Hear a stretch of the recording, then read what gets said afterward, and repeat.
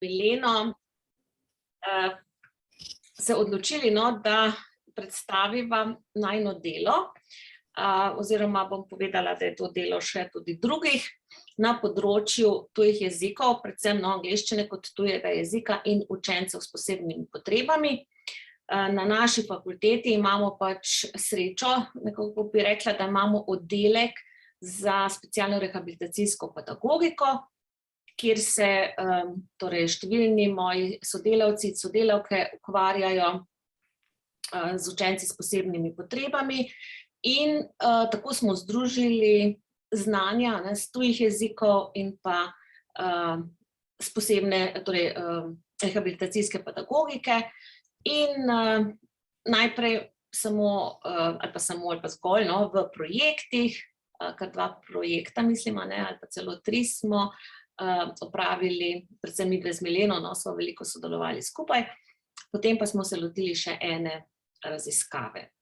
Tako da v tisti raziskavi, o kateri bom govorila, tam sta sodelovala tudi profesorica Judith Kormoš iz Univerze v Lancasteru in pa njen doktorski študent, dr. Michael Ratajcak. Tako da tam smo bili 4, medtem ko to delo zdaj, ki ga bo pa predstavila docent dr. Milena Košak-Buder, ki je tudi predstojnica oddelka za specialno in rehabilitacijsko pedagogiko, pa je seveda delo tudi, ali pa predvsem delo naših strokovnjakov, torej v Sloveniji.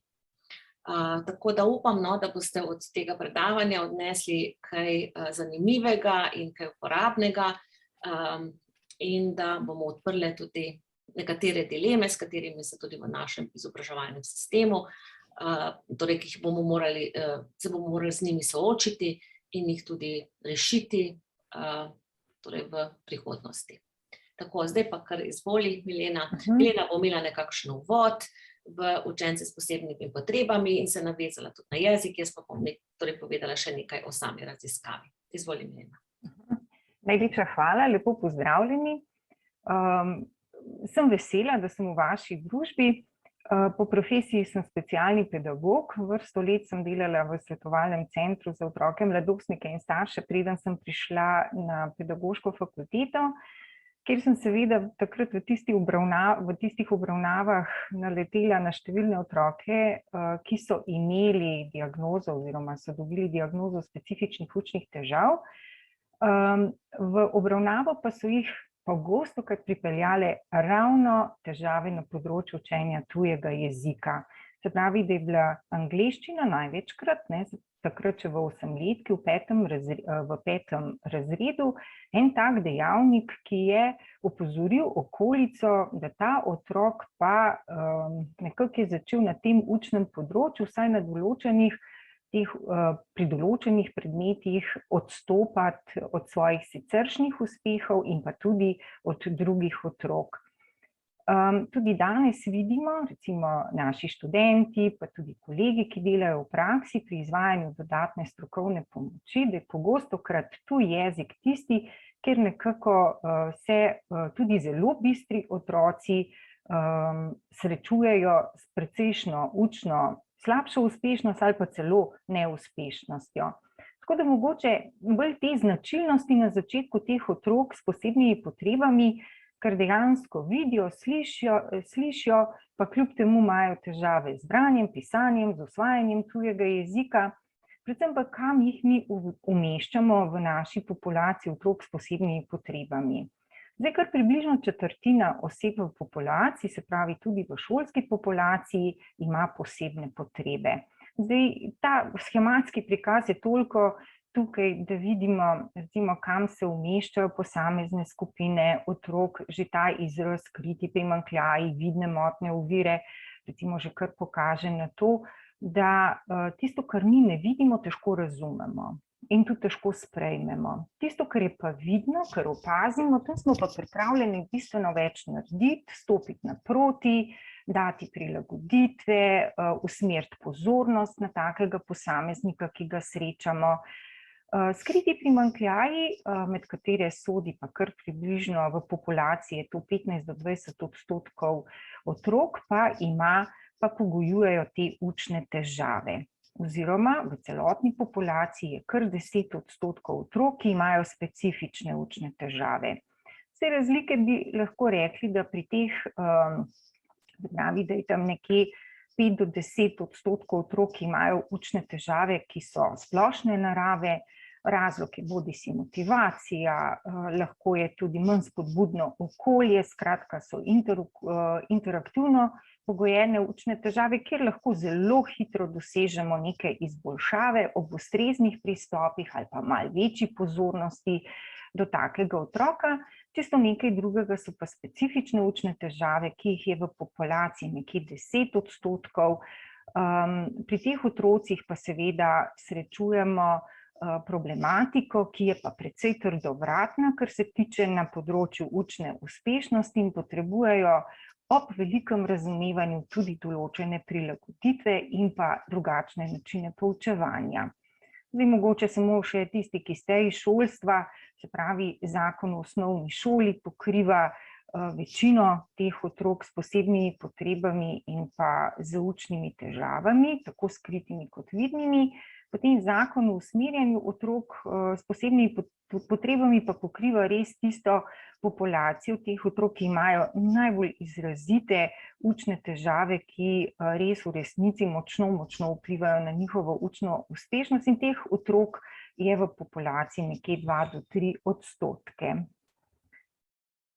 Zdaj, če se usmerimo na učence s specifičnimi učnimi težavami, jaz bi danes predvsem res govorila o tej populaciji, ki je nekako skrita očem, malo opredelila pojme oziroma tudi pokazala na njihove značilnosti in zakaj te značilnosti tako vplivajo na jezik. Namreč pod tem izrazom specifične učne težave dejansko se skriva zelo heterogena skupina primanjkljajev, kjer takoj opazimo zaostanke že v zgodnjem razvoju, sicer takrat, če ne moramo mi govoriti o specifičnih učnih težavah, ker so res že izraz učne težave precej rezervirane na to šolsko situacijo, lahko pa vidimo neke prediktorje, napovednike že v predšolskem obdobju. Kasneje ob opismenjevanju, ko otrok nikakor ne more usvajati teh šolskih veščin, takrat pa dejansko potrjujemo, da gre v resnici za specifične učne težave, ki pa se seveda kažejo v prvi vrsti kot neki kognitivni primanjkljaji. Tukaj največkrat vidimo težave na področju pozornosti, se pravi, da se mi lahko nekaj naučimo, moramo biti dovolj časa pozorni, da sploh informacijo zaznamo, si jo zapomnimo, potem smo, se pravi, že na področju pomnjenja, tako dolgoročnega, kratkoročnega, priklica, delovnega spomina, in čisto vse te oblike pomnjenja dejansko predstavljajo problem pri osebah s specifičnimi učnimi težavami. In pa tudi mišljenje, tako metakognitivno razmišljanje, potem seveda srečamo tudi težave na področju koordinacije in pa verbalne primanjkljaje, ki se kažejo na področju komunikacije, samega jezika, govora, in to je sploh pomembno, zelo pomembno za usvajanje maternega jezika in pa seveda tudi vsakega drugega tujega jezika, s katerim se otrok srečuje. No, te primanjkljaje šolskih veščin, bodisi branje, pisanje, pravopis, računanje smo že omenili, seveda pa so potem še tukaj težave na področju socialne kompetentnosti in pa čustvenega dozorevanja.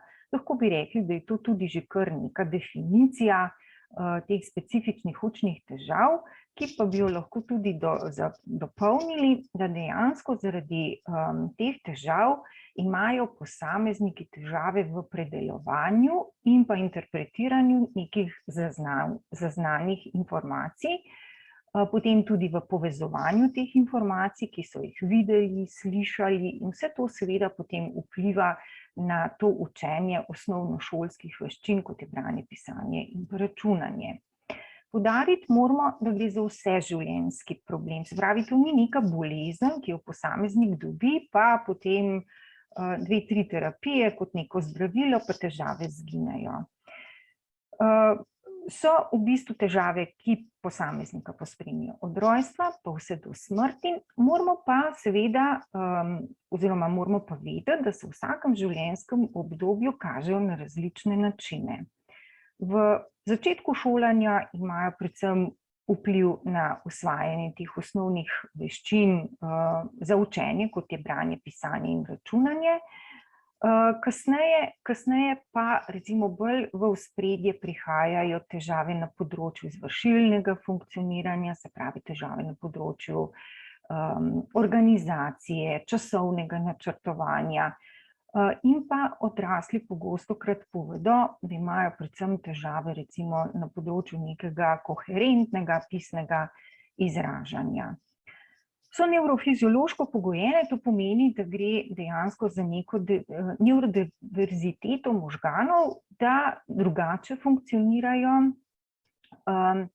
in niso posledica vidnih, slušnih, motoričnih okvar. Skratka, otrok vidi, pa ne bere, sliši, pa slabo procesira slušno informacijo in tako naprej, ne. Tudi moramo izključiti motnje v duševnem razvoju, se pravi o specifičnih učnih težavah, govorimo pri tistih, ki imajo normalne intelektualne sposobnosti. Zakaj to poudarjam? Zato, ker se še vedno v družbi pojavlja stereotip, da tisti, ki ima specifične učne težave, je pa tudi malo bolj počasen v razmišljanju ali pa celo, da ima intelektualne motnje.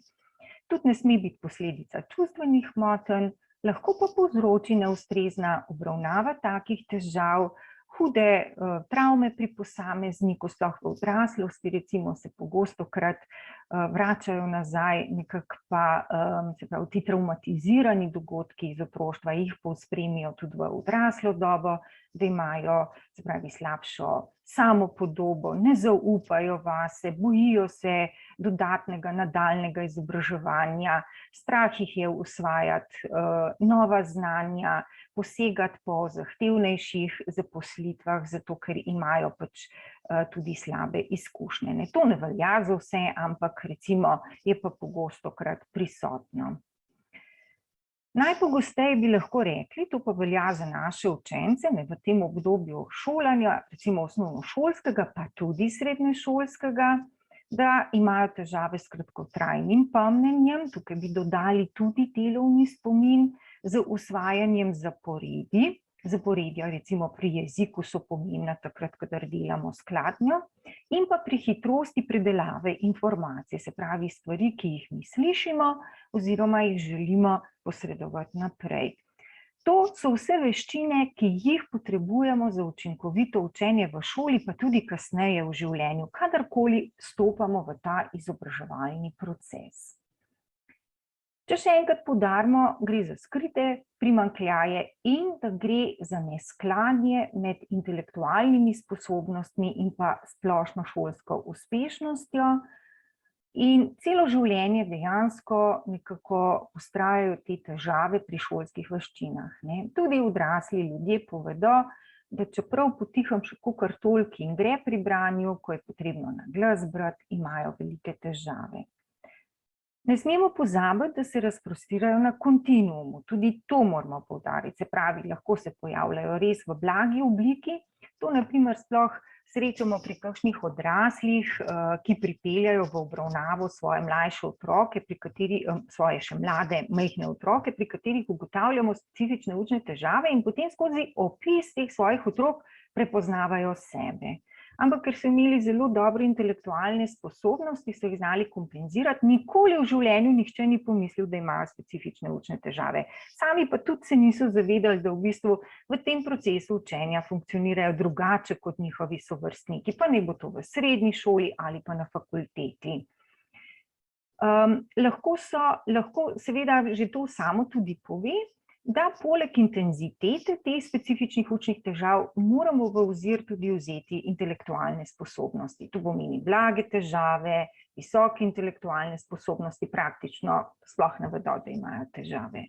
Oziroma izrazite težave, šibkejše, povprečne sposobnosti, pa so lahko že kar hude težave pri učenju. In pa ta vztrajnost učnih težav, kljub temu, da prilagajamo nek učni proces, kljub temu, da se otrok trudi, da mu doma omogoča vse možne oblike pomoči, mu sami pomagajo, če znajo, poiščejo inštrukcije. Kljub temu te težave vztrajajo in, kot smo že rekli, v bistvu se drugače kažejo skozi različna življenjska obdobja. Seveda ne moramo iti mimo disleksije. Disleksija je najpogostejša specifična učna težava in v resnici tudi najbolj raziskana specifična učna težava. Je ravno tako nevrobiološkega izvora, prav gotovo pa na učenje jezika ima največji vpliv, to pa predvsem zato, ker vpliva na jezik, na besede, zato ker so zanjo značilne te šibke zmožnosti črkovanja, kjer je zelo pomembno to zaporedje, kjer imajo težave, šibka sposobnost dekodiranja, hitrega prepoznavanja zaporedja nekih znakov in prevajanje teh znakov v glasove oziroma prepoznavanje vzorcev določenih simbolov. In seveda vsi te težave ponavadi izvirajo iz tega primanjkljaja fonološke komponente jezika.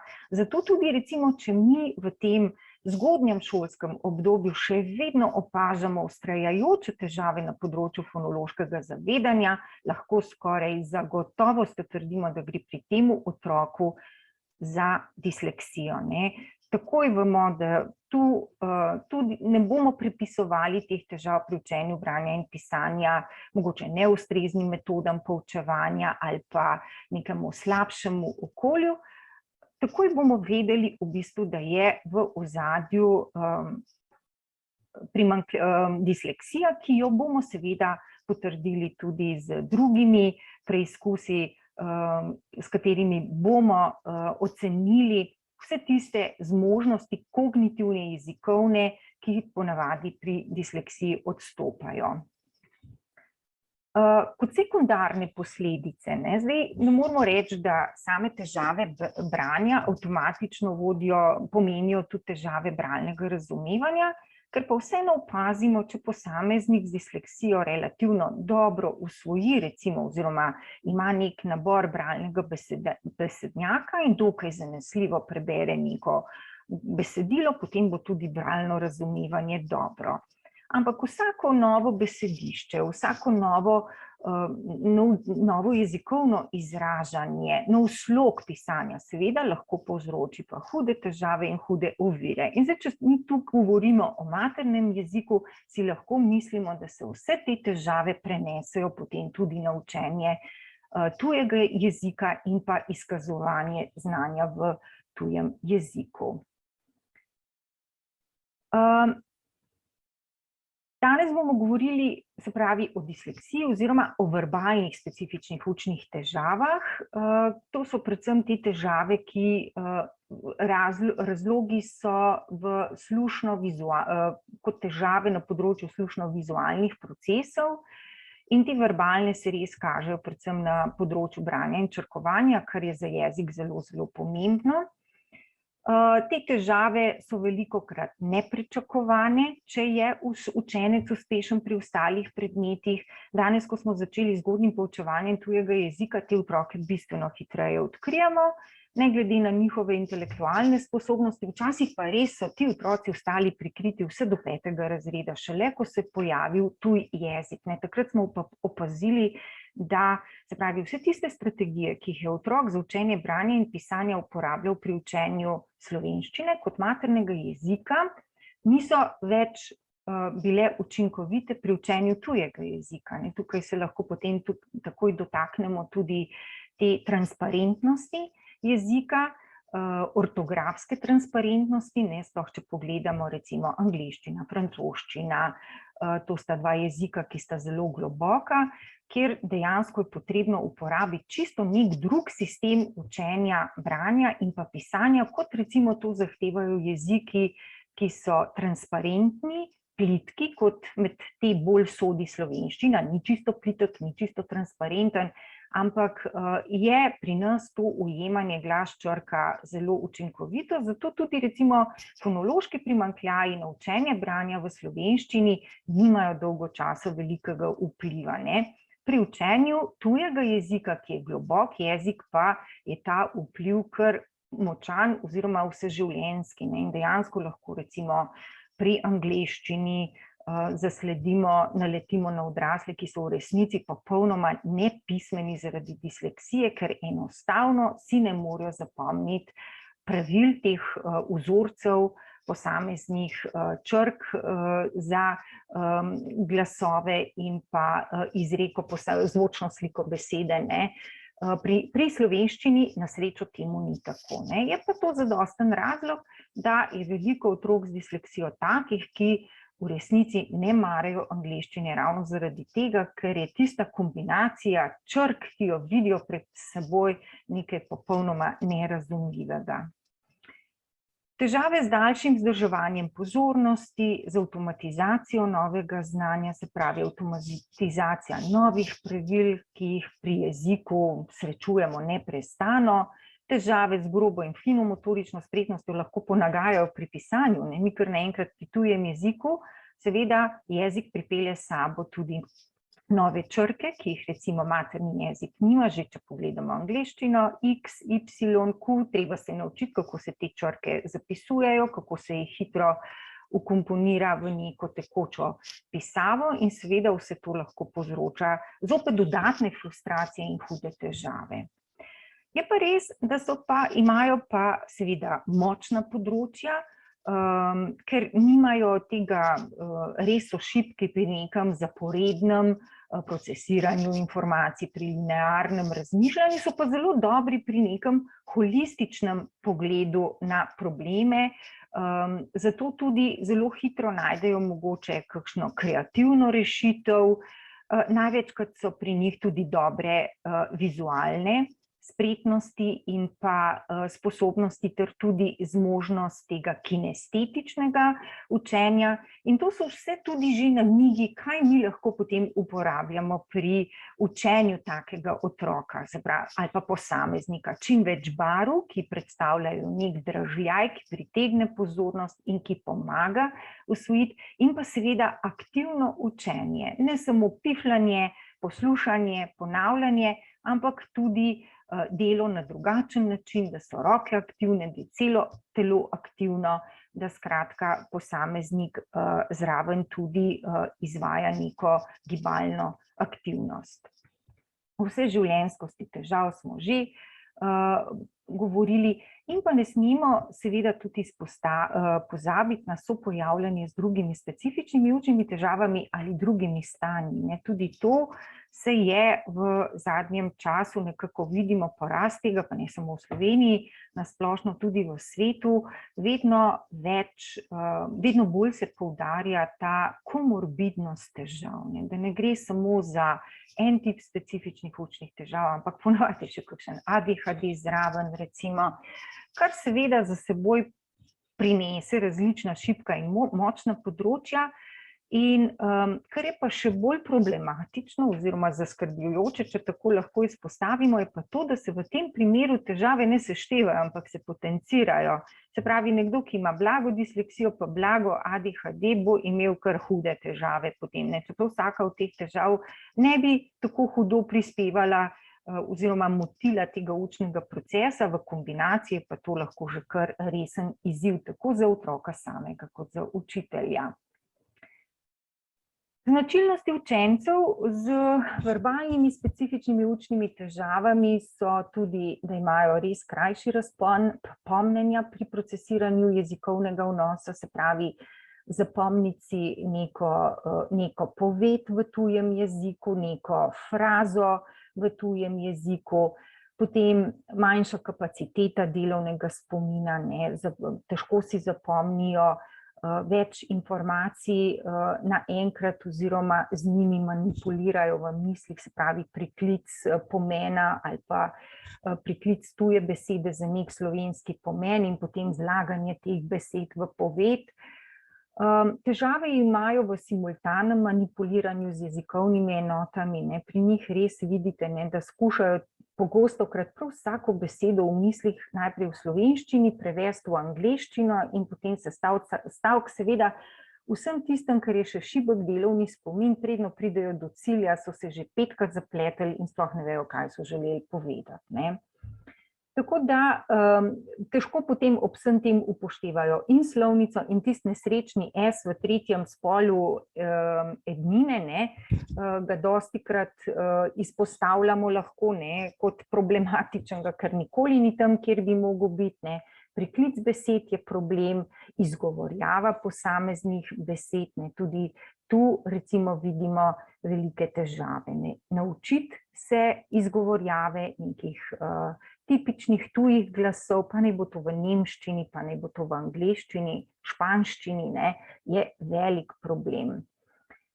Težave v zaznavanju teh prefinjenih razlik med glasovi v jeziku, to je razlog za te težave, se skriva ravno v tem slabše razvitem fonološkem zavedanju, ki pa v resnici na tuj jezik pa vpliva celo življenje, ne. Tudi če ga lahko pri slovenščini sami zanemarimo, to fonološko zavedanje pa vidimo, da pa ima kar precejšen vpliv na učenje tujega jezika, ne. Sploh pri tistih, kot smo že prej rekli, bolj nepravilnih ali celo nepravilnih jezikih. Težave imajo pri učenju povezave glas-črka, to že pri učenju maternega slovenskega jezika, recimo na začetku, in ko to premagajo, seveda pride na vrsto tuj jezik, kjer so pa čisto druga pravila, ne. In tu potem seveda lahko rečemo, da pri večini otrok z specifičnimi učnimi težavami predstavlja pisno izražanje v tujem jeziku, usvajanje nekega ortografskega sistema velike težave, ne. Seveda pa ni to samo pisanje, ampak tudi konec koncev samo branje, prav tako potem posredno, ne.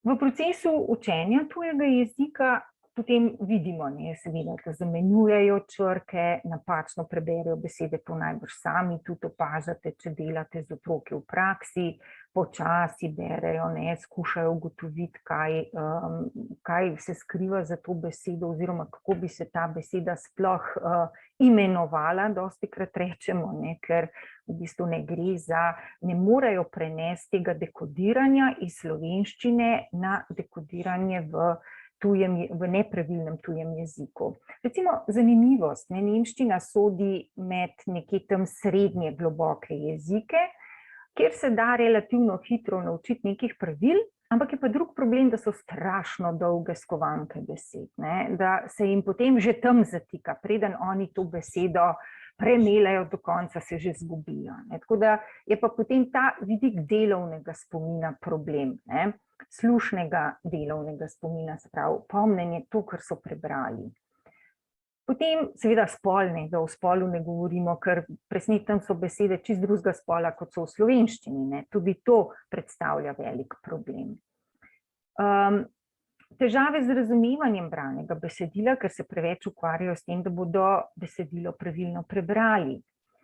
Potem tudi glasno branje, problem pravilnega, ne, glasnega branja. Dostikrat preberejo čisto napačno besede, ker so si ustvarili neko drugo slušno podobo tistega, kar je napisano, in seveda potem preberejo tudi besede, stvari, ki sploh ne držijo oziroma se lahko celo v določenih situacijah zelo hecno slišijo, ne. Črkovanje, no to smo zdaj kar precej sem že omenjala vmes, da tu se ne bi ponavljala, ne, dejansko ti netransparentni jezikovni sistemi predstavljajo velik problem.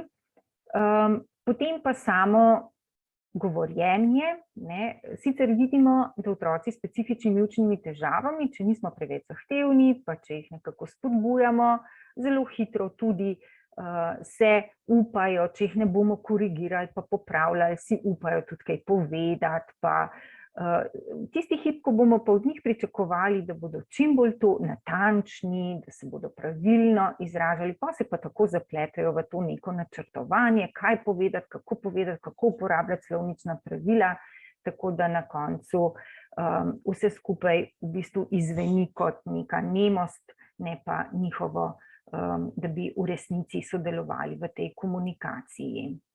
Za njih je tudi značilno, da se potem izogibajo naprimer, če imajo te slabe izkušnje pri učenju, da tudi imajo težave pri usvajanju recimo tega, imam pa jaz težave s priklicem, se pravi, spontanega jezika v okolici, ne, ker ne marajo jezika, potem tudi ne želijo poslušati, je pa škoda, ker se zelo veliko lahko tudi naučijo z nekim slušnim, z nekim poslušanjem, ne. Kako lahko pomaga učitelj, predvsem v prvi vrsti, da poznamo težave, da jih razumemo, ne, ker če razumemo težave, potem je dovolj, da slišimo za 2-3 recepte, 5 drugih pa še sami izumimo zraven, če razumemo naravo težav, če vemo, kaj ta otrok potrebuje, oziroma zakaj ima take težave pri učenju tujega jezika. In prav gotovo lahko prispevamo k izboljšanju njegovega branja, se pravi, izbiramo krajša, lažja besedila, da tudi besedila razdeljujemo na take kratke enote, ne. Tukaj imamo srečo, zdaj jaz bolj poznam samo angleščino, oziroma ta angleški trg, tam tudi sami veste, ne, tam so na teh različnih ravneh besedila, kjer res lahko otrok kontrolirano usvaja branje od zelo preprostih do vedno bolj zahtevnih, recimo besedil, ki so od začetka močno podkrepljena z nekimi ilustracijami, ki tudi pomagajo pri neki asociativni zapomnitvi, recimo besed, in pa potem k vedno težjim, sestavljenim besedilom, z vedno manj, recimo, neke ilustrativne podpore, ne. Slovarčki neznanih besed, da pomagajo, da besede rišemo, da jih obrobimo, da beseda dobi neko obliko, ne, tudi to jim pomaga, da si lažje zapomnijo, ne samo izgovorjavo, ampak tudi vizualno podobo besede. Da pogosto preverjamo na enostaven način, tudi v slovenščini, če so si kaj zapomnili, a so razumeli to, kar so prebrali, ne. In pa seveda treba jih je učiti tudi besednjaka, se pravi pogosta izpostavljenost novim besedam, ob različnih priložnostih treniranje novih besed, tukaj raba moderne podporne tehnologije, ne, se pravi čim več tudi kakšnih iger, multisenzornih tehnik za boljše učenje, ne. Absolutno pa mi vemo, da je zdaj v ospredju, saj jaz mislim, da je pri vas jezikoslovcih v ospredju en tak komunikacijski pristop učenja jezika. Vendar pa ne smemo pa pozabiti, da pri teh osebah, ki imajo specifične učne težave, je potrebno dati tudi jeziku neko strukturo. Oni morajo to strukturo videti in seveda tu pridejo najbolj v upoštev multisenzorni, strukturirani, sistematični, strukturirani multisenzorni pristopi. Pa ne samo za učenje recimo tujega jezika kot tujega jezika, ampak tudi pri teh recimo bolj globokih, netransparentnih jezikih vidimo, da se poslužujejo metod, kjer skušajo svojim, se pravi, če pogledamo angleščino, ne, tudi angleško govorečim otrokom z disleksijo pomagati ravno s temi strukturiranimi multisenzornimi pristopi. Se pravi, vnašati v en tak globok jezik neko strukturo, ki jo na prvi pogled sploh ne zaznamo, ne. Tako da tu se poslužujemo, se pravi, oziroma prenašamo to, recimo Orton Gillianova metoda je zelo priznana in iz nje izhajajo praktično čisto vse metode pomoči, učinkovite metode učenja, recimo bodisi tujega jezika kot njihovega, oziroma kot tujega jezika, recimo pri nas učenje angleščine ali katerihkoli drugih tujih jezikov. S tem pristopom zagotovo lahko učimo otroke fonologije, fonološkega zavedanja, se pravi, da skuša slišati tisto, kar sam od sebe ne zmore, jih učimo te povezave glas, črka sistematično, ne, katere skupine črk v kakšni kombinaciji tvorijo nek glas, ne, da jih poučujemo zlogov, da jih poučujemo morfologije, sintakse, semantike, skratka na čisto vsakem tem področju, ki je pomembno za učenje tujega jezika, se lahko poslužujemo tega sistematičnega, strukturiranega, multisenzornega pristopa. Recimo tudi že tukaj na stopnji fonološkega treninga, vidimo, da lahko čisto v okviru vsake stopnje, na stopnji rime, na stopnje ločevanja, razvrščanja glasov, potem mešanja, razčlenjevanja glasov, manipuliranja glasov. Povsod tukaj lahko res izvajamo najrazličnejše dejavnosti, s pomočjo katerim otrokom pomagamo pri slišanju tujega jezika in pa pri usvajanju nekega ortografskega in pa tudi zvočne slike nekega jezika. Absolutno pa tudi pri tujem jeziku velja najboljša dobra poučevalna praksa v smislu diferenciacije gradiv, nalog, pričakovanj, podpor, glede pač na otrokove sposobnosti, da razdeljujemo gradiva na smiselne, logične zaporedne enote, od lažjega k težjemu, da smo na to res pozorni. A veste, če smo mi v skupini otrok, kjer jih ogromno pride že z nekim predznanjem tujega jezika, ti otroci, ki imajo težave pri usvajanju tujega jezika, zelo, zelo hitro se čisto izgubijo in vprašanje, če z vedenjem opozorijo nase, Tudi, da zmanjšamo to količino prepisovanja s table, da jih ne obremenjujemo toliko s tem dešifriranjem nekega zapisa, ampak da jim ponudimo mogoče kakšne grafične organizatorje, kjer oni samo dopolnjujejo, da jim pomagamo strukturirati tiste vsebine, slovarčke že napol narejene, zato da lažje sledijo in da seveda tudi sproti enako usvajajo snov kot njihovi sovrstniki. Tudi se izogibamo neustrezni tipologiji gradiv, se pravi, ne preveč zgoščenih informacij, skušamo res na čim bolj tak prijazen način gradiva predstaviti, dovolj velika pisava, oblike in tako naprej. Hkrati pa ta raba podporne IKT, ki danes praktično po tem dvoletnem covidu skoraj da ni potrebno, da bi jo preveč oglaševali, pred covidom ni bilo nič mogoče. Karkoli smo skušali ponuditi preko računalnikov, nič se ni dalo. Zdaj v covidu smo ugotovili, da se marsikaj da in računalnik, podporna IKT je lahko tudi zelo, zelo dobro motivacijsko sredstvo, ob katerem otrok se sicer ne bo učil tujega jezika, bo pa skozi to preverjal, kako dobro se je nečesa naučil, od fonološkega zavedanja in tako naprej. No, tukaj sem jaz, naša kolegica iz Poljske, Joanna Nijakovska, je že pred leti oblikovala in tak zelo, zelo zanimiv priročnik, predvsem za otroke z disleksijo, ampak velja pa načelo v svetu. Veste, kar je dobro za tiste z disleksijo, je dobro za vse. Tako da ti recimo neke prilagoditve ali pa kot neki pripomočki za utrjevanje ali pa bolj avtomatizacijo nekega znanja, ker smo rekli, da imajo težave z avtomatizacijo, so koristni čisto za vse otroke. Tako da tu recimo res spodbujamo različne slikovne karte, že to, da otrok to prime, pa da so še barvno označene, so zelo, zelo primerno sredstvo za treniranje. Ne govorimo o komunikaciji, mi zdaj govorimo o tistih pravilih, kjer imajo ti otroci težave. Pa recimo usvajanje teh pravopisnih pravil, večina teh dejavnosti v bistvu je vezana na pravopisje.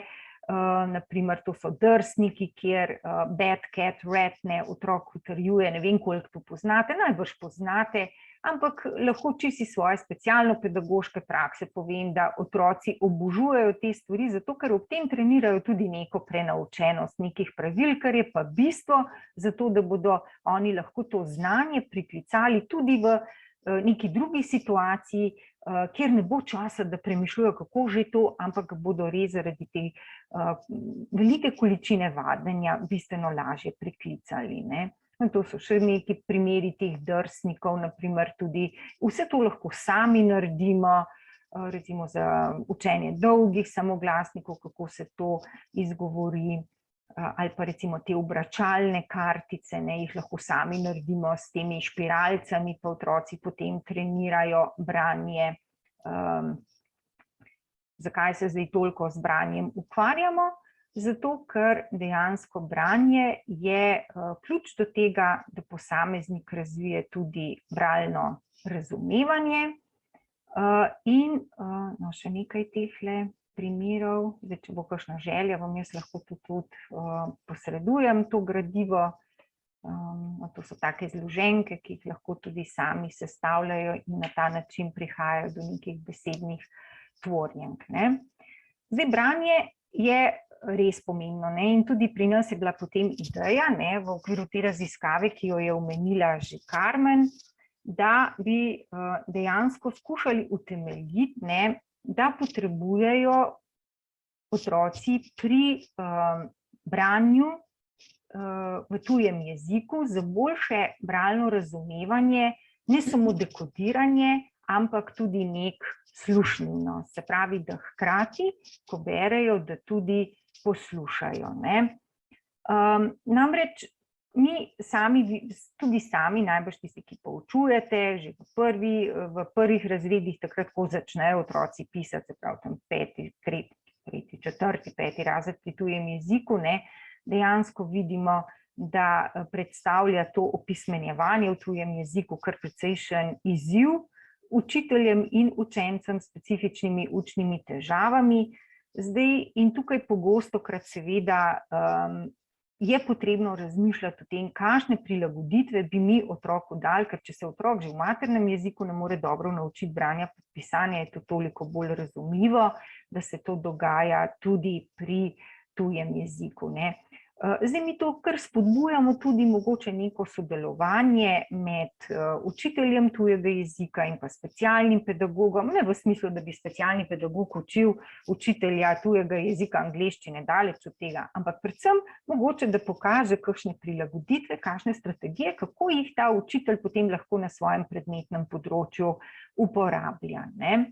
Zdaj, najpogostejše prilagoditve pri preverjanju znanja tujega jezika so vsekakor podaljšan čas. To je ena taka temeljna, osnovna prilagoditev, ki jo dobijo posamezniki po celem svetu, kjerkoli.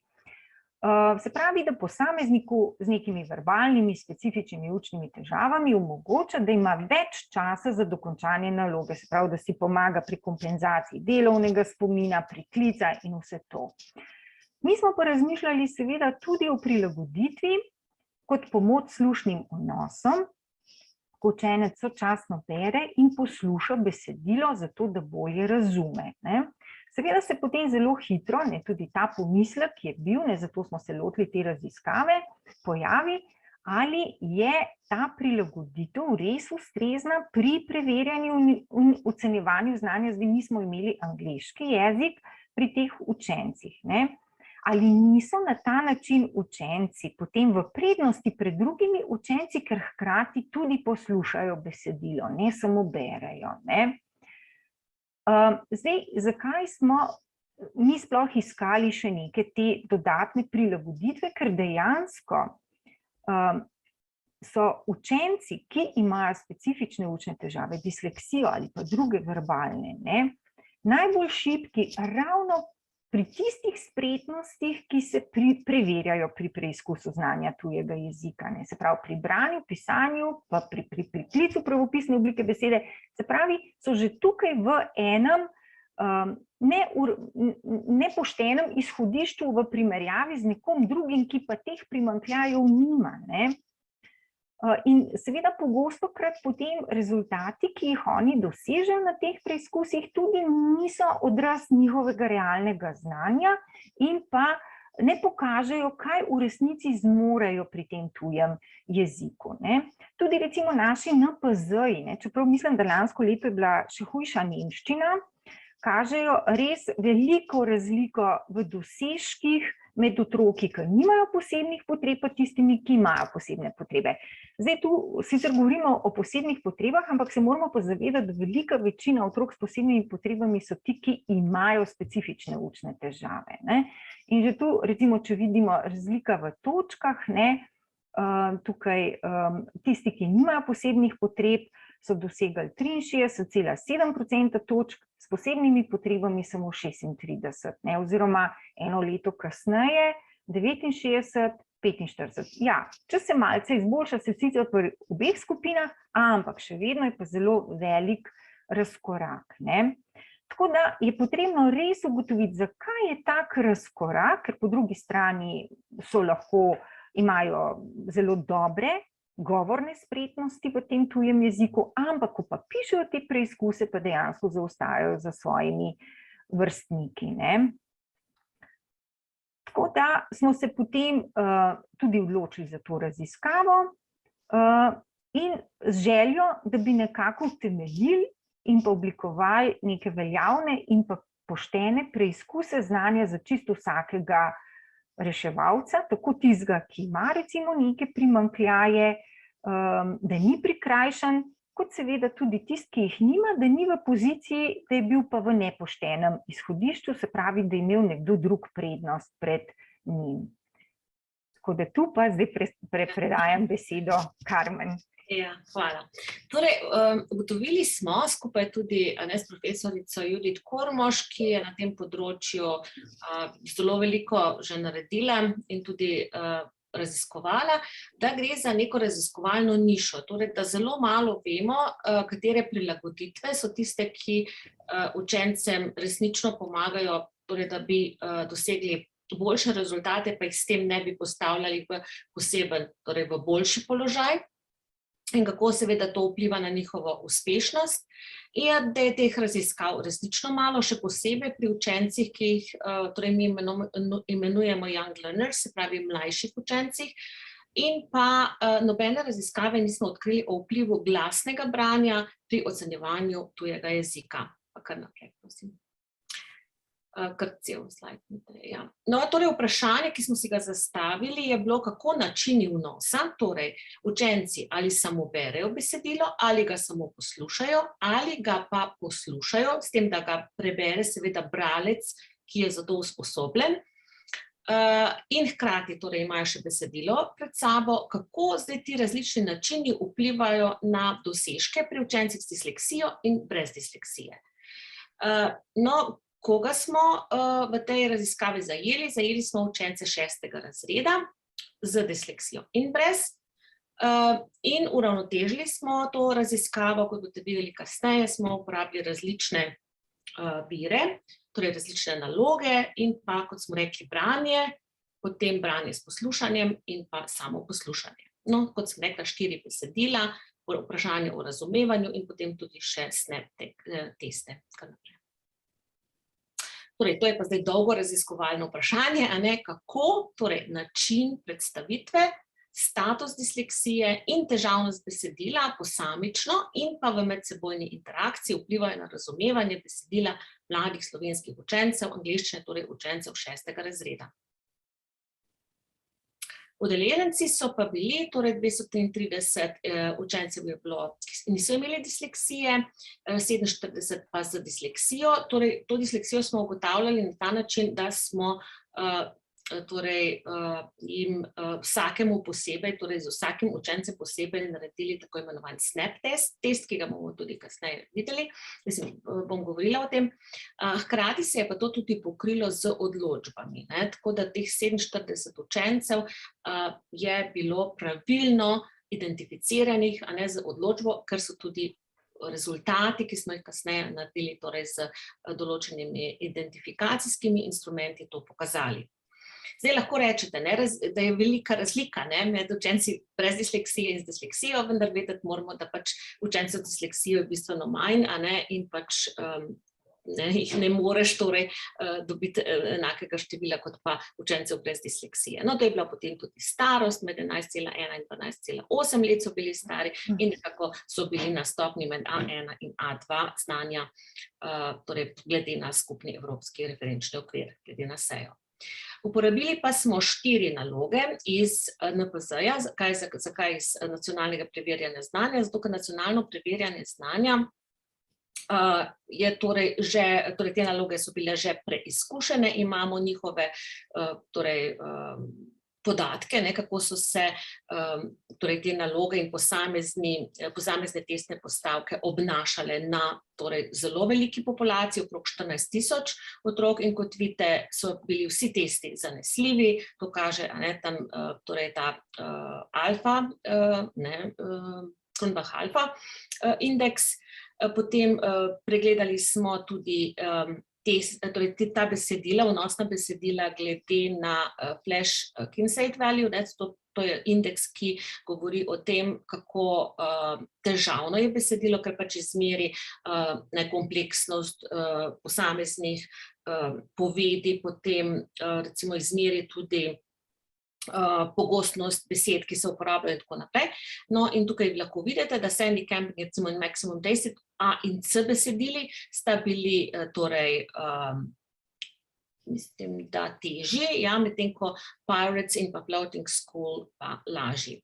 No in potem length of words, se pravi, kako dolga so besedila, in potem smo vsa 4 besedila je prebral, zato usposobljen, bi rekla, sicer je native speaker, se pravi domači govorec, ampak hkrati je pa on tudi poučeval dolga leta v Sloveniji, pozna našo populacijo in jo je prebral, bi rekla, na primeren način. No, tukaj pa tudi vidimo, kakšna je bila speed of delivery, se pravi, to smo pogledali, če bi slučajno to vplivalo. In vsaka naloga je imela torej 6 testnih postavk. No, potem, torej, to je primer ene naloge, pa kar naprej. No, potem pa smo tudi vsakega učenca posebej, torej to je bilo res veliko dela, torej smo tudi zahvaljni našim 3 magistrantkam, ki so z tega področja tudi potem pridobile magisterij, so pač raziskovale določene še druge, kako bi rekla, druga raziskovalna vprašanja.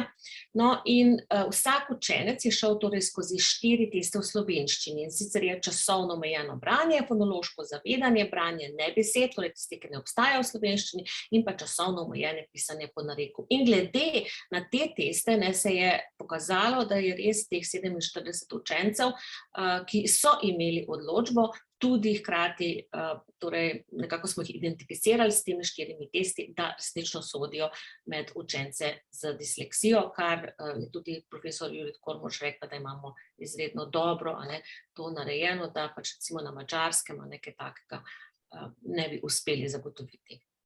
Pa če gremo kar naprej. Ja, to so pač posamezne statistični podatki. No, in kako smo potem to naredili? Razdelili smo učence na različne skupine in potem torej vsi učenci niso začeli z branjem, torej istega besedila ali pa s poslušanjem in branjem. Torej, ravno zato, ker če bi vsi učenci recimo začeli z določenim besedilom, bi lahko to pomenilo, da že zato, ker so bili potem, ne vem, bolj sveži, in kasneje drugo besedilo bi bili manj utrujeni. Temu se reče counterbalance design, zaradi tega, da nekako izločimo to spremenljivko, da ne bi vplivala na to, da so pač reševali določeno besedilo bolje kot drugo. In tudi, kot vidite, recimo smo, ne vem, prva skupina, kot vidite, smo tudi druga menjali, kako so začeli reševati različna besedila glede na način, ki je bil omogočen. Recimo, ne vem, prva naloga, tako da so brali besedilo, 2 besedili, torej A in B, greš nazaj, ja. Recimo, druga naloga je bila takšna, da so potem samo poslušali besedilo C, torej tretje besedilo, in tretjo nalogo, ki so imeli, so recimo samo, so pa poslušali in brali besedilo D. Torej, poskušali smo menjati tako, katero besedilo je s katerim besedilom je določena skupina začela, hkrati pa tudi, da niso vedno, ne vem, začeli z besedilom, ki so ga poslušali, ampak so eni začeli z branjem, eni z poslušanjem in hkratim branjem, eni pa samo z branjem. Ja, kaj naprej. No, in potem je ta kolega, torej Michael Ratajca k nam pa, torej, ki je pač strokovnjak za statistiko, se potem lotil tudi še posebne statistične obdelave ne vem, to je pač v angleščini, se reče temu Generalized Linear Mixed Effects model, kjer je potem v ta model dal vse to. Torej, najprej status disleksije, torej učenci, ki imajo disleksijo in tisti, ki je nimajo. Potem načini so bili trije, torej poslušanje, samo branje in poslušanje z branjem in pa potem še težavnost besedila. In kot vidite, je bilo narejeno zelo veliko analiziranih teh opazovanj, kakorkoli bi to poimenovali, observations, ker je pač se to potem vse kombinira in množi med sabo, in iz te statistične analize pa potem lahko dobimo določene zaključke. Kar naprej. No, in zdaj si pogledamo zaključke. Torej, če pogledamo pri branju, kaj se je zgodilo pri branju. Kot vidite, torej prvi stolpec prikazuje celotno populacijo, drugi stolpec prikazuje učence, ki nimajo disleksije, in tretji stolpec prikazuje učence z disleksijo. Na levi strani imate besedili, torej dve besedili, ki sta težji, in na desni strani lažji. Torej difficult, težji, in easy, lažji. In kot vidite, je razlika med učenci, ki so imeli, recimo pri težjih besedilih, res velika. 0,71 učenci brez disleksije in 0,44 samo so dosegli, torej učenci z disleksijo. In tudi pri lažjih je ta razlika tudi precejšna. No, gremo naprej. Kaj se je zgodilo, ko so besedila, torej 4 besedila, samo poslušali? Tu je razlika pa še večja. Kot vidite, pri težjih besedilih ravno to fonološko zavedanje povzroči, da jaz bi rekla, da so bili učenci, so morali biti res dobesedno izgubljeni, ko so besedilo samo poslušali in potem morali odgovarjati na vprašanja. Torej, vidite razliko med 0,64 in 0,30 pri težjih besedilih, pri lažjih je potem malo boljše. No in potem še kaj pa zdaj, ko so besedilo, torej hkrati imeli pred sabo in še nekdo jim je to besedilo bral, seveda ta bralec je bil usposobljen, kot sem rekla, in smo posneli seveda to, in vsi so bili izpostavljeni torej istemu bralcu, bralci se niso menjali. No in kot vidite, kaj se tu zgodi? Pri težjih besedilih se njihova uspešnost bistveno poveča in je tudi potem statistično pomembna. Kar naprej, hoče da potem statistiko pokažemo, kot vidite. Kaj se je pokazalo? Pokazalo se je, da je način, se pravi mode, statistično pomemben in seveda tudi status, ali imaš disleksijo ali nimaš, je tudi torej statistično pomemben. No, tudi statistično pomembna sta bila potem v kombinaciji način in besedilo, vrsta besedila, torej ali je težje ali lažje, in pa način in pa ali imaš torej status, ali imaš disleksijo ali ne. Kar naprej. No, zdaj pa se ustavimo pri rezultatih, ki so seveda najbolj zanimivi. Torej, ugotavljamo, da pri učencih, torej, ki nimajo disleksije, ni prišlo do nobenih pomembnih razlik med načini vnosa in pa ali je šlo za težje ali lažje besedilo. Torej, ni nič pomagalo, če je bilo torej besedilo hkrati še prebrano ali pa so ga samo prebrali. Torej, njim ta pomoč, poslušanje, torej branje s poslušanjem, ni pripomogla k boljšim dosežkom. Pri učencih z disleksijo torej tudi nismo opazili vsaj statistično pomembnih razlik med načini vnosa pri enostavnih besedilih, kar pa seveda ni bilo res za težja besedila. Torej, učenci z disleksijo in težja besedila samo pri branju s poslušanjem smo ugotovili, da jim resnično pomagajo in so lahko dvignili svoje učne dosežke. No, potem so ugotovili pomembne razlike med učenci z disleksijo in brez disleksije pri vseh načinih, razen pri branju s poslušanjem. Tam smo videli, da so se učenci, ki imajo disleksijo, najbolj približali učnim rezultatom učencev brez disleksije. Učenci z disleksijo poslušajo lažje besedilo, ga dobro razumejo, medtem ko imajo, torej ugotavljamo, velike težave pri razumevanju težjih besedil, če jih samo poslušajo. Torej, če jih samo poslušajo, kot smo videli, so pa res izgubljeni, zato tudi potrebujejo veliko vaje in tega slušnega vnosa, da se tega navadijo. Še naprej. Milena, ja. Na splošno torej, zdaj pa še, če procentualno pogledamo. Na splošno so imeli učenci z disleksijo 22% večje možnosti, da odgovorijo pravilno, če berejo težje besedilo v načinu sočasnega poslušanja in branja, kot če ga samo berejo. Torej, če ga samo berejo, potem imajo 22% manjše možnosti, da bodo pravilno odgovorili, kot če je to istočasno branje in poslušanje. Če si pa pogledate, kaj se pa dogaja, če ga samo poslušajo ali poslušajo in berejo, pa vidite, da imajo 45% večje možnosti, da odgovorijo pravilno, če imajo možnost torej poslušanja in branja nasproti samo poslušanja. No, in učenci z disleksijo so imeli tudi 23% večje možnosti, da odgovorijo pravilno, če težje besedilo preberejo, kot pa če ga samo poslušajo. Torej, med branjem in poslušanjem je tudi za njih veliko lažje, če ga samo preberejo. No, kateri način vnosa torej besedil je bil za njih najbolj koristen? Seveda sočasno poslušanje in branje, in pa tudi branje je še pred poslušanjem.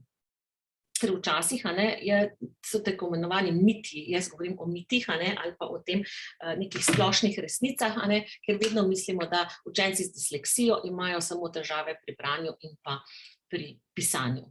Torej, ugotavljamo, kar tudi ugotavljajo druge raziskave, da ne le branje v drugem jeziku, so pravi ali po tujem, temveč tudi razumevanje ustno posredovanih informacij predstavlja izziv za mlajše učence z disleksijo. Torej, vsekakor ni disleksija samo torej branje in pisanje. Nekako ugotavljamo, kar tudi je že Kormošova pisala leta 2017, gre za omejitve delovnega spomina, morebitne težave jezikovnega razumevanja učencev z disleksijo pri učenju jezikov. Vse to lahko pač vpliva na to, da so bistveno slabši pri reševanju slušnih nalog. No, ugotavljamo tudi, da učenci brez disleksije ne razumejo pomembno bolje podrobne informacije pri branju kot le pri poslušanju. Torej, učenci brez disleksije je tako, kot bi jim dal, torej, jaz vedno pravim tako, kot je že prej Milena omenila, tisto, kar vidimo, tudi nekako razumemo. No, in če nekdo nima, recimo, ne vem, da mu manjka noga pod kolenom, se bomo vsi strinjali, da dobi protezo in potem bo tekel skupaj z učenci, ki pač imajo zdrave noge. No, tukaj smo tudi dokazali s statistiko, seveda je to zdaj taka prva večja študija, da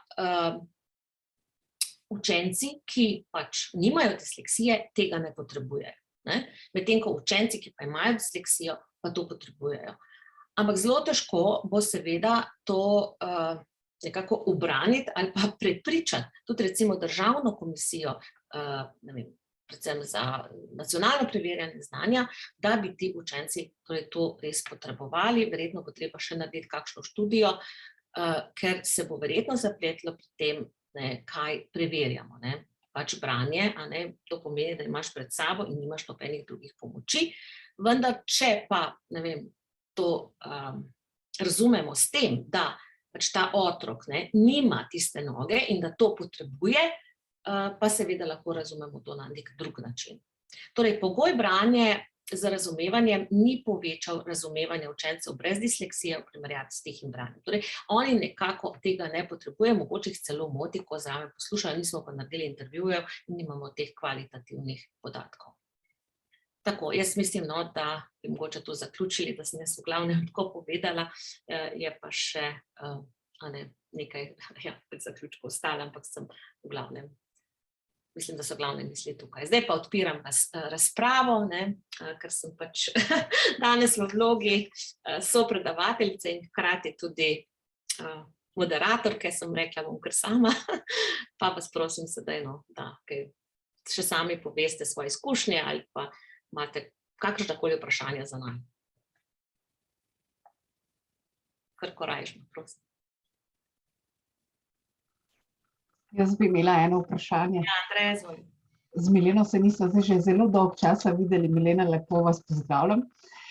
Razmišljala sem zdaj ob teh zaključkih, ali bi mogoče ne samo pri nacionalnem preverjanju znanja ali pa pri maturi, kjer se preverja slušno razumevanje, ampak tudi v razredu nasploh, ali bi mogoče lahko stopili učencem, dijakom z disleksijo naproti, tudi da bi namesto tradicionalnega preverjanja slušnega razumevanja s posnetkom, s tonom, skratka z audio posnetkom, uporabili video posnetek. To, čemur Hörsäfverstehen rečemo v nemščini, skratka, da imaš podprto tudi slikovno. Sprašujem pa to zato, ker že pred leti sem v raznih poročilih, člankih, predvsem z Nizozemske, brala o tem, da spreminjajo ta njihova nacionalna preverjanja znanja in ukinjajo audio posnetke in jih zamenjujejo z video posnetki, sicer ne zaradi disleksije, ampak so izhajali iz tega, da za generacije, ki zdaj pišejo, sodelujejo na teh preverjanjih znanja, so kandidati na maturi in tako naprej, da so to za njih bolj avtentična besedila, ne pa posnetki radijskih postaj in podobno. A bi mogoče, skratka, video posnetek lahko pripomogel učencu z disleksijo, da bi z vizualnimi pripomočki bolje razumel vsebino. No, mogoče jaz najprej pa pol Milena, ker svoli. Ja, zdaj jaz moram reči, da sem se tudi, kar se tiče testiranja, jezikovnega testiranja, s tem, kar tudi že dosti ukvarjala in tudi veliko spraševala naokrog. Vsekakor, kot praviš, Andreja, bi torej slušno razumevanje, ne, za to video, torej z vidno podporo jim verjetno pomagalo pri razumevanju, ne. Seveda je treba pač to tudi preizkusiti, vendar vsekakor. Je pa nekaj, ne, res. Če je video, ne, potem veš, da gledaš, ne, in zdaj, če moraš ti hkrati odgovarjati, seveda prekineš, ne, to pozornost, ne, ko spremljaš, in je težko vmes reševati. Zdaj, če pa je naloga potem po videu, je pa že lahko tudi, ne, en delček delovnega spomina, oziroma tisti, ki imajo boljši spomin, lahko že zaradi tega boljše rešujejo, če me razumeš, ne?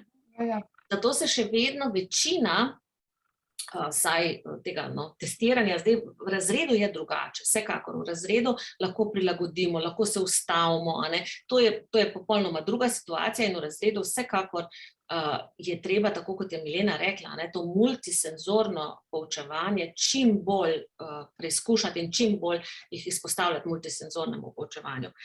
Zdaj pri preizkusih znanja, ne, je pa lahko res en problem, ali gre za delovni spomin, če je naloga narejena tako, da je po videu, če je pa vmes, je pa spet lahko, ker težko gledaš torej na zaslon, pa potem dol, ali ne vem, na nek način razen, če bi bil takšen kratek video, pa bi hkrati bilo tako imenovano računalniško preverjanje. To pa verjamem, na računalniško preverjanje bi se pa verjetno to dalo narediti. Vsekakor je treba videti, kakšna je naloga in kako bi lahko jim to pomagalo. Za sam pouk in pa vsekakor bi bilo treba ravno z video posnetki, po moje pri učencih z disleksijo čim več delati. Zdaj pri branju pa mislim, da ne. Branje bi pa potem morali gledati govorca, ki bi bral, to bi pa po moje še težje. In potem ne bi mogli slediti besedilu na papirju ali pa na ekranu. Izvoli, Milena, če še nekaj. Ja, jaz teh raziskav ne poznam, ampak če pa mogoče obstajajo, ne vem, ampak če pa izhajam iz tega, da smo mi postali izrazito vizualna družba. Včasih, ko smo bili mi otroci, smo poslušali audio kasete, danes jih praktično ni. Danes je vse to zamenjano z videokasetami oziroma z nekimi vizualnimi prikazi. Tako da prav gotovo to slušno procesiranje informacij, sploh če gre za kakšne take natančne, specifične, je zahtevno za vse, prav gotovo. In tudi za te z disleksijo. In se mi zdi, da ko mi slišimo neko informacijo, nehote tudi skušamo loviti obraz iz mimike, iz oblikovanja ust, recimo slediti informaciji. To smo se tudi zelo navadili in to je ta nek multisenzorni pristop. Zopet, to velja za vse, ne samo za te, ki imajo težave s tem, da tisti, ki imajo težave, pa verjetno to podporo še toliko bolj potrebujejo. Po njej nekako hlepijo. Zdaj, tudi recimo teli posnetki, ki se odvijajo, pogostokrat maturanti oziroma tam, ki imajo to slušno razumevanje, preverjanje tožijo, da so v ozadju kakšni glasovi in potem dobro ne slišijo. Se pravi, tole razločevanje je že tako zaradi posnetka mogoče, ali je neposrečeno dovolj jasen ali karkoli, da je to razumevanje slabše. Zdaj, če pa ti vidiš video posnetek, si pa mogoče malo pomagaš tudi z opazovanjem. Oziroma je neka opora zagotovo, vizualna informacija k temu, da lahko lažje slušno procesiramo. Pri vseh, ne samo pri osebah z disleksijo. Osebe z disleksijo so pa bolj na to naravnane. Oziroma specifičnimi učnimi težavami nasploh. Je pa tako zdaj, če gledamo, sam konstrukt, rečemo konstrukt, se pravi, kaj preverjamo, če se vprašamo, je pa res pri slušnem razumevanju, ne vem, jaz študentom, ko rečem, da morajo začeti poslušati podcaste, je to tudi za njih kar en tak prehod. In ravno sem zadnjič brala od ene študentke, ki je res, tako kot Andreja pravi, navajena, tega vidno slušnega vnosa non-stop. In ko so prišli na podcaste, ki jih seveda radio pa še ni zamrl, še vedno lahko nekaj drugega počneš in zraven poslušaš, ali pa voziš tako naprej, da se prav zamrl ni in tudi po mojem ne bo, ampak so pa rekli, da to pa imajo težave, in zato je tudi pomembno, kako jih na to pripravljamo. Vsekakor je lahko to zelo velik šok, to dobesedno težko to sprocesirajo, če recimo se prvič srečajo, tudi v razredu s takšno nalogo, tako da jih je treba zelo pripraviti, potem nekako jim daje čim več teh takšnih podobnih nalog. To tudi recimo, kaj delamo pri branju, recimo mi vsaj v 6. razredu besedilo zdaj absolutno razdelimo, tako da jim damo krajši odstavek pa vprašanje, torej, da ne iščejo več po dolgem besedilu nazaj, ampak to smo nekako uvedli. In je to prilagoditev, kar je Milena rekla, ki je prava ali pa uspešna za učence z disleksijo kot učence brez disleksije. Pri slušnem bi pa ali pa vidnem bi pa morali večkrat se ustaviti, in potem da ne bi vmes prišlo do tega, mislim, do te spremenljivke, sprav delovnega spomina, ki bi lahko vplival. Hvala, Andreja, za vprašanje. Če smo vsaj malo odgovorili. Ja, zagotovo. Imela sem vmes ta pomislek, da bi mogoče s tem lahko kakorkoli pripomogla, ne da me od zunaj nekdo rine, ampak da sama nekaj naredim. Bi pa mogoče samo še, če nekako govorimo o tej današnji vizualni generaciji, eno izkušnjo podelila iz prejšnjega tedna, ko sem dala študentom eno nalogo in sem jim rekla, da si pomagajo s čimarkoli vejo in znajo. Jaz sem jim prinesla pa besedila o 4 modelih in sem pričakovala, da bodo ta besedila prebrali, potem pa še kaj poiskali po spletu. No in 2 od 4 skupin besedil sploh nista prebrali, ampak sta šli najprej pogledati na YouTube, če obstaja nek video, ki bi razložil te modele. Tako da zagotovo v to smer nekako treba razmišljati. V okviru preverjanj, teh nacionalnih preverjanj znanj, pa sem v bistvu razmišljala tudi, mi imamo opisnike pri slušnem razumevanju za razne vrste poslušanj in mogoče pa je čas, da naredimo en korak naprej in preverjamo poslušanje tudi po kakšnem drugem kanalu, po kakšnih drugih opisnikih, ne samo tako tradicionalno, kot smo to počeli do zdaj. Pa mogoče, če pač sem omenila video posnetek, bi se lahko tudi pokazalo, ali bi v samem konstruktu poslušanja učencem z disleksijo kakšen drugačen tip poslušanja pa lahko pomagal dvigati te točke, ki seveda niso najbolj fine za njih. Hvala, vsekakor, nič ni zavedno določeno, življenje, vse se spreminja, tudi izobraževanje. Tudi recimo zdaj, če se prijavljamo na konferenco, že dostikrat zahtevajo, da se posnamemo in potem ta posnetek tudi torej oddamo, ko se prijavimo, ne samo več povzetek besedila, torej ni več tega bralnega. Tako da da gremo v to smer in verjetno je to tudi nova kompetenca, ki jo ne bi tudi učenci napadali. Vsekakor. Tudi opisniki se morajo spremeniti. Ja. Kar naprej če še ima kdo kako vprašanje, prosim. Ali pa komentar. Nastja? Ja, sej lih kar razmišljam to, kar je Andreja povedala. Torej, mi imamo recimo v srednji šoli in poklicni, se pravi 3-letni in 4-letne programe, imamo v vsakem razredu 4 do 5 dijakov, ki imajo kakšne posebne potrebe, pa tudi z disleksijo. In kaj smo poskušali, nekatere, torej pri Klilu, nekatere torej filme iz YouTube ali pa karkoli, ki smo jih uporabljali, smo jih pretvorili oziroma delali v programu H5P, ki verjetno vsi poznate. In se pravi, je neko besedilo, vidno, torej in slušno, in potem se ustavi in imajo tam vprašanja, odgovarjajo. Lahko odgovarjajo na delovne liste, ali pa, in smo videli kaj, da dijaki s temi posebnimi potrebami tukaj res bolje odgovarjajo, kot recimo, tudi samo, če samo gledajo in poslušajo. Ampak tu nekje so bolj skoncentrirani, saj pri tem, to je ena taka, mogoče, ta HPP je tudi v spletnih učilnicah, tako da to je zelo dostopno vsem nam. Gre za pozornost, oni lahko zdržujejo toliko časa pozornosti in pa pomagaš pri pozornosti, ker je pomes, že tako bi rekla, tudi za druge, ne samo za potrebam je to res dobro. No in nekaj takšnega bi gotovo lahko razvili, to, kar Andreja pravi, da nekateri že imajo, verjetno grejo v tej smeri, samo to bo šele takrat možno, ko bo res računalniško preverjanje, ne predstavljam si, da bi gledali pa na, ne vem, tam na torej na platno, pa potem spet dol, to pa bi bilo pretežko, to mislim.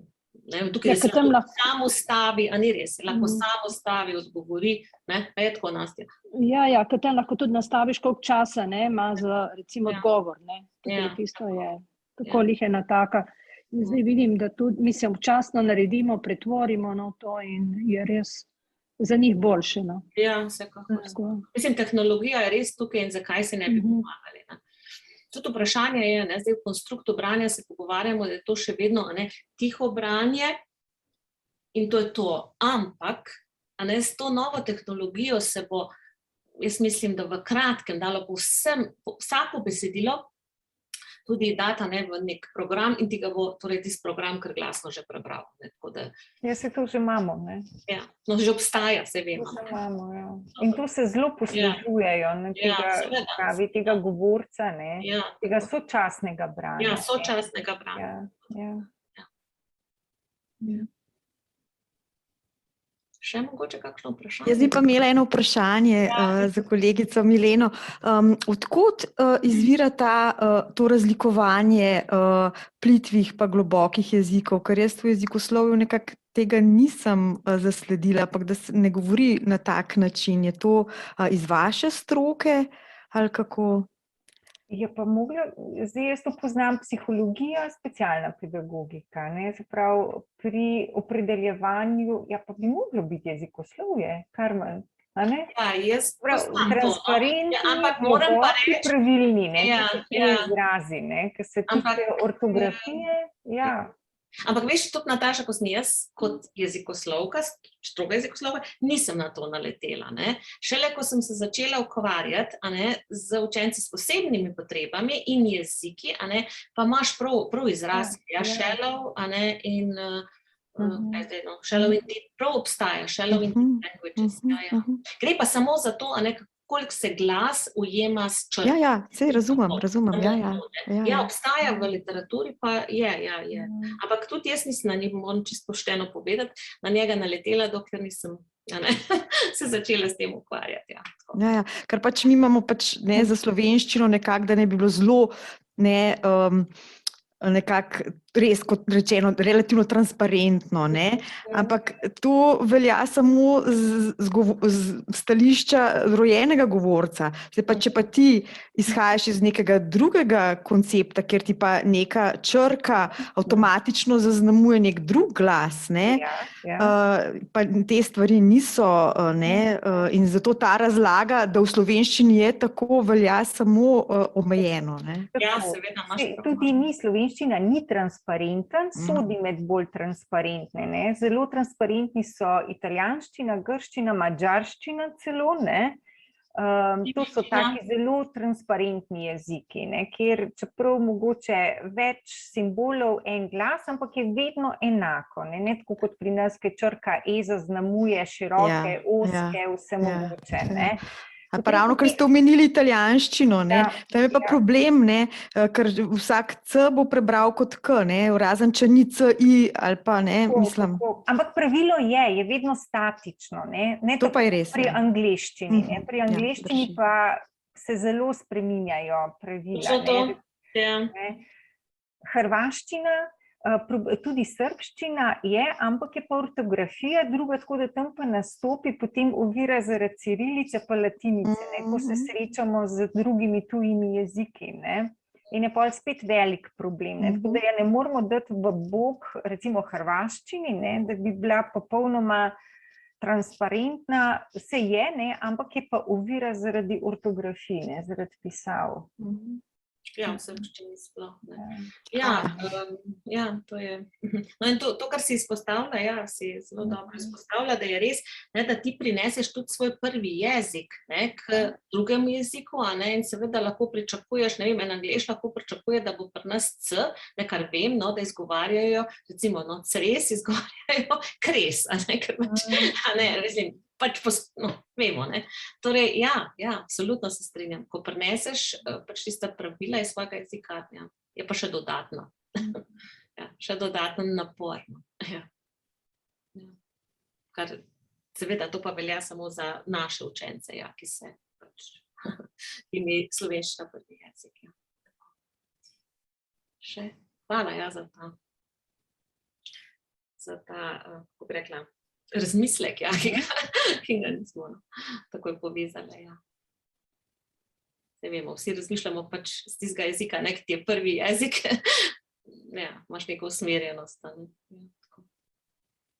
Se tudi, recimo, ne, se pravi, učenci s disleksijo, ki imajo, torej, ki so priseljenci, v angleščini, imajo še tudi, še kaj dodatnega, oziroma jaz ukvarjeno, Milena ve, ta je bila Anne Margaret Smith, ki je bila tudi pri nas, se pa ukvarja tudi z odraslimi, ki imajo te specifične učne težave in ki so nepismeni, ki prihajajo pač z določenih držav, kjer je recimo jezik se samo govori, to je celo možno, in na kak način potem ona torej, vzpostavi nekak stik oziroma identificira, da gre za neke posebne učne težave, tudi s tem se ukvarjamo, tako da, posebne. No in mogoče še to bi dodali, verjetno Milena, ker je Andreja rekla za ta vidni vnos. Spomniš, zdaj so delali raziskavo, tudi v Lancastru, ravno s to gospo, ki se ukvarja z temi, kako rečemo, cartoons, se pravi, ne, kot je recimo stripi, in so izdelali eno posebno tudi tako publikacijo, kako skozi strip tudi pomagati, tako da z tega so se zdaj lotili, da gledajo, na kakšen način bi pač pomagali tem tudi odraslim, ki imajo te težave, ker dostikrat so tudi odrasli, ali pa se recimo otrok v družini ima težave in potem se gre nazaj k staršem, ali je mogoče tudi nekdo od staršev imel te težave in dostikrat rečemo it runs in the family, velikokrat, se to zgodi. Še težje pa je seveda s tistimi, ki pa niso opismenjeni, ko vstopijo v neko drugo jezikovno skupnost. Tam pa delajo ravno s slikovnim materialom, s sladkovnimi, potem jih nekako na ta način identificirajo. Ja. Da jim pomagajo, da potem imajo sploh možnost neplačljivih tečajev in torej, da so zastonane tečaji za njih in zaston usposabljanje in opismenjevanje.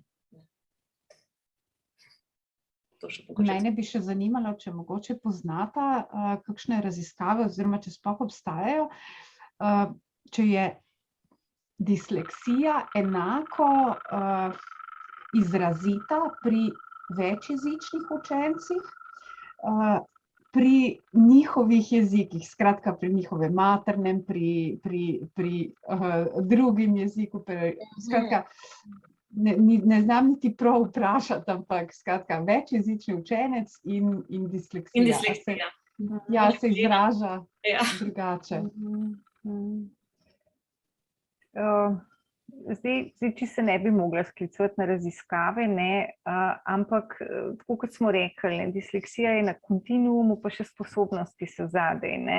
Tako da en otrok ima zelo dobre sposobnosti, pa da ni preveč izrazita disleksija, bo zelo hitro prehajal iz enega jezika na drugega, verjetno bo imel na področju ortografije težave.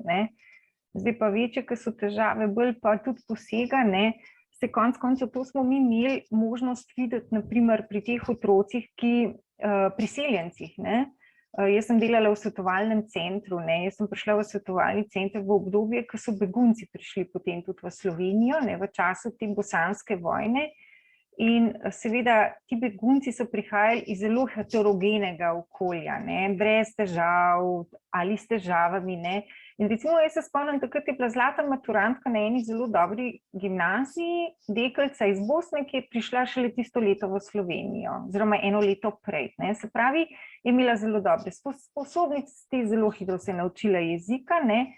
Največkrat pa imamo mi res velikokrat predvsem srečamo tiste priseljence, niso vsi taki, ampak pridemo v stik s tistimi, ki potrebujejo našo pomoč, ker je že runs in the family, se pravi, ker je že v družini sami, recimo, je ena učna slabša učljivost, se pravi, slabša podlaga in ti otroci imajo zelo velike težave pri usvajanju maternega jezika, ki ga doma starši skušajo tem otrokom sporočati, pogostokrat starši v bojazni, da bi se čim bolj asimilirali v to okolje, skušajo govoriti neko spakedran jezik okolja in to, mislim, s temi otroki, ki sem se jaz srečevala, to so bili res reveži. Ni bilo ne maternega jezika, ni bilo ne jezika okolja. Ena velika zmešnjava. In to so bili otroci, ki so imeli v ozadju mogoče nekateri šibkejše intelektualne sposobnosti, drugi so imeli recimo specifične učne težave in enostavno niso mogli tega skompenzirati. Tako da jaz iz izkušenj lahko povem, kako sem jaz to recimo zaznala v svetovalnem centru. Imate pa otroke, ki zelo hitro v okolici pobira ne samo jezik okolja, ampak tudi šolski jezik. Zelo hitro. In ga nič ne moti, da je doma, naprimer, mogoče materni jezik, bolj neka spakedranščina, da ni pravilno oblikovan. Tako da dejansko vpliva, specifične učne težave vplivajo na to jezikovno kompetentnost, kako bi človek rekel. Pa še to revno jezikovno okolje. Pri nas je bila doktorska študentka iz Nemčije, ki je prišla k nam preko Marie Curie, te štipendije. Vem, da je bil doktor Zgaga, mentor. In potem je pa enkrat tudi pri nas za nas imela predstavitev nekaj v jeziku, in je ravno govorila o priseljencih iz Turčije, prej še, ne vem, ker generacija je bila druga ali katera, v glavnem, kjer se je pokazalo, da to, kar je Milena rekla, da tisti, ki doma niso usvojili maternega jezika kot jezika, ne pa nekaj vmesnega, tako govorimo. Se pravi, nek vmesni jezik, ki ne obstaja in s tem so jim naredili največjo škodo. In ti so se potem zelo težko ulovili tudi v šoli, Tako da vedno je treba pač reči staršem, ne uporabljati tisti jezik, ki ga pač najbolj znajo in ki ima sistema, ne pa nekaj vmes. Tisto pa potem nima učenc, najbolj kasneje pač nobenega sistema in se nima na kaj opreti. To je res najslabše. Še bolj grozen je pa tudi, da tudi starši potem s časoma pozabijo govoriti pravi materni jezik. Postane neka taka spokedranščina, ki nikamor ne sodi. Res to...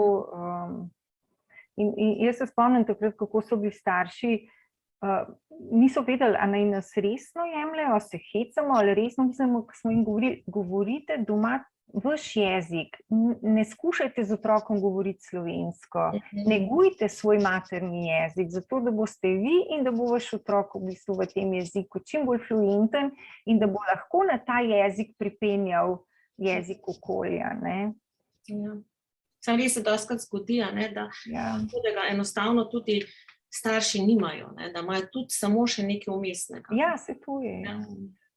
Zdaj pa sploh, ker je tak. Se mi zdi. Hvala, še ima kdo kaj za dodati? Res smo bili kar dolgi, upam, da vam ni žal, da ste presedele. Najbolj smo pridne ženske, to pa še moram povedati. Si kar upam, Tako da res najlepša hvala vsem, ki ste naju poslušali.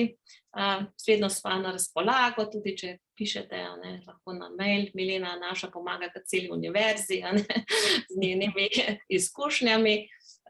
Predvsem pa tudi tukaj je prisotno veliko še predsodkov, in predvsem, ker to ni vidno, tako kot da ni, in dajmo tukaj tudi te predsodke nekako podirati in enostavno jim pomagati, tam, kjer se da, nazadnje. Vsi stremimo k temu, da bi bili srečni, da bi prihajali v šolo radi.